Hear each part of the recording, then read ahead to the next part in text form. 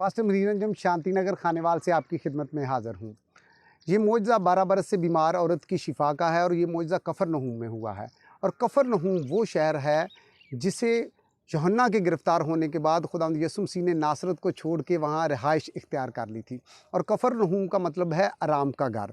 और कफरनहूम का शुमार उन 3 शहरों में होता है जिन पर खुदावंद यीशु मसीह ने अफ़सोस किया था। और गलील के सूबा में कफरनहूम खुदावंद यीशु मसीह की खिदमत का मरकज़ था। जहाँ भी 10 यहूदी ख़ानदान आबाद होते थे वहाँ इबादत खाना बनाने की इजाज़त थी। और कफरनहूम में जो इबादत खाना है वो बड़ी ख़ास अहमियत का हामिल है। अगरचे यहोवा खुदा ने इबादत खाने बनाने की यहूदियों को कोई हुक्म नहीं था दिया, लेकिन यहोवा खुदा ने मना भी नहीं था किया, इसलिए ये इबादत खाने काबिल कबूल थे। सबसे पहले तो ये वाला इबादत खाना कफरनहूम वाला जो है इसे रोमी सूबादार ने बनाया था। और यहाँ खुदावंद यीशु मसीह के 3 से 4 जो है वो मोजज़ात हुए हैं। और जिस औरत का आज मैं आपसे ज़िक्र करने वाला हूँ, जब ये सुबह उठी होगी तो इसे जब ये ब्लड का इशू हुआ होगा तो इसने सोचा होगा कि मेरा मेंस्ट्रुएशन पीरियड शुरू हो गया है। और जब मेंस्ट्रुएशन पीरियड के भी दिन गुजर गए, उसके बाद भी इसे खून आना जारी रहा, तो इसने सोचा होगा कि कोई छोटा मोटा मेरे जिस्म में डिसऑर्डर हो गया है, तो इसने कोई घरेलू टोटका कर लिया होगा।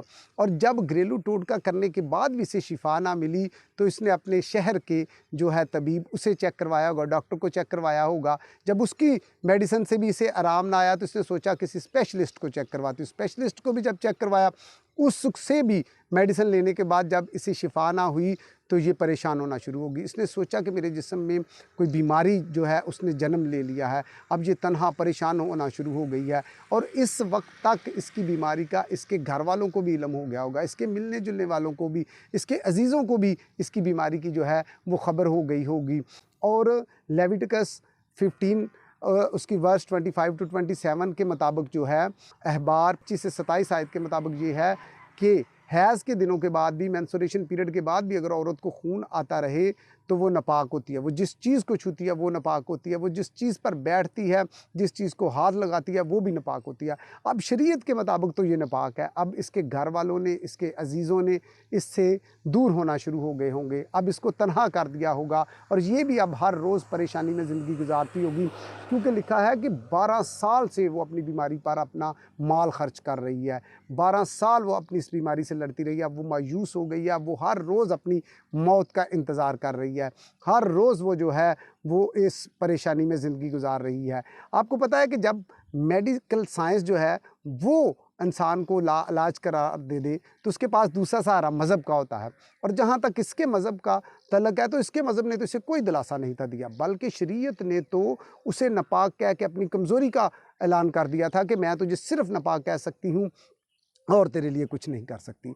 लेकिन उन्हीं दिनों में फ़लस्तीन में एक शोर हुआ कि एक शख्स है जो अंधों की आंखें खोलता है, जो कोढ़ियों को पाक साफ़ करता है, जो लंगड़ों को चलाता है, जो मुर्दों को ज़िंदा करता है और जिसके दर से कोई खाली नहीं जाता। और जब इसने उस शख्स खुदावंद यीशु मसीह का नाम सुना तो इसके अंदर ईमान पैदा हो गया। जो अपनी मौत का इंतज़ार कर रही थी उसके अंदर ईमान पैदा हो गया। इसे हौसला मिल गया और इस हौसले से इसने हिम्मत पकड़ी है और ये उठ खड़ी हुई है। इसने सोचना शुरू कर दिया है कि मैं उसके पास जाऊंगी। और मैं कहता हूं कि इसका उठ खड़े होना ही अपनी बीमारी के ख़िलाफ़ जो है वो पहला वार है अपनी बीमारी के ख़िलाफ़। और अब इसने प्लानिंग शुरू कर दी है। अक्सर ना हम लोगों से पूछते हैं कि आप संडे को चर्च क्यों नहीं आए, तो लोग कहते हैं जी तबीयत ख़राब थी, ये मुश्किल परेशानी थी। तो मैं इस औरत का हवाला देता हूँ कि देखें, आपकी जब बीमार हों, परेशान हों, मुश्किल में हो, तब तो भाग भाग के उसके कदमों में आए, सबसे आगे आके चर्च में बैठे। अब देखें जी, इसके दिमाग ने ना तेज़ी से काम इस औरत करना शुरू कर दिया। इसने प्लानिंग शुरू कर दिया कि शरीयत ने जो रुकावटें खड़ी की हैं मैं अब उनको कैसे दूर करूंगी, क्योंकि मेंस्ट्रुएशन पीरियड के बाद खून आना और कोढ़ जो है ये यहूदी माशरे में आला दर्जे की जो है वो नापाकी समझा जाता था। अब ये उस फतवे से भी बचना चाहती है, तो इसने सोचा कि मैं पीछे से जाऊंगी और उसकी पोशाक को छूँगी और मैं अच्छी हो जाऊंगी। और ये अपनी प्लानिंग में कामयाब हो गई है। ये पीछे से गई है, इसने उसकी पोशाक को छुआ और ये शिफा पा गया। लिखा है वो फिल फौर उसका खून बहना बंद हो गया। और खुदावंद यीशु मसीह के बारे में भी लिखा है कि खुदावंद यीशु मसीह ने फिल फौर अपने बदन में मालूम किया कि मुझसे कुव्वत निकली है। और ना अक्सर लोग इस बात पर तनकीद करते हैं कि देखिए जी, खुदावंद यीशु मसीह को अगर ये पता चल गया है कि मुझ में से कुव्वत निकली है तो फिर उन्होंने ये क्यों कहा कि मुझे किसने छुआ।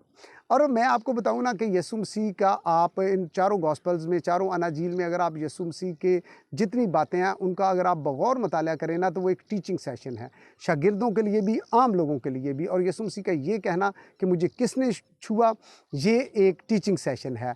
और शागिर्द भी समझने में जो है वो भी गलती कर जाते हैं। शागिर्दों ने भी कहा कि भीड़ तुझ पर गिरी पड़ती है और तू पूछता है कि मुझे किसने छुआ। और जब यीशु मसीह ने, अगर आप गौर करें ना, तो ये वही वाज है जिसने आदम से बाग अदन में कहा था कि आए आदम तू कहाँ है, जिसने कायन से कहा था कि तेरा भाई कहाँ है, जिसने जहाजी से कहा था कि तू कहाँ से आया है। ये वही आवाज़ है। और जब यीशु मसीह ने इस औरत के बारे में कहा कि मुझे किसने छुआ, तो लिखा है कि वो डरती हुई सामने आई और उसने सब अहवाल जो है उसके सामने बयान कर दिया।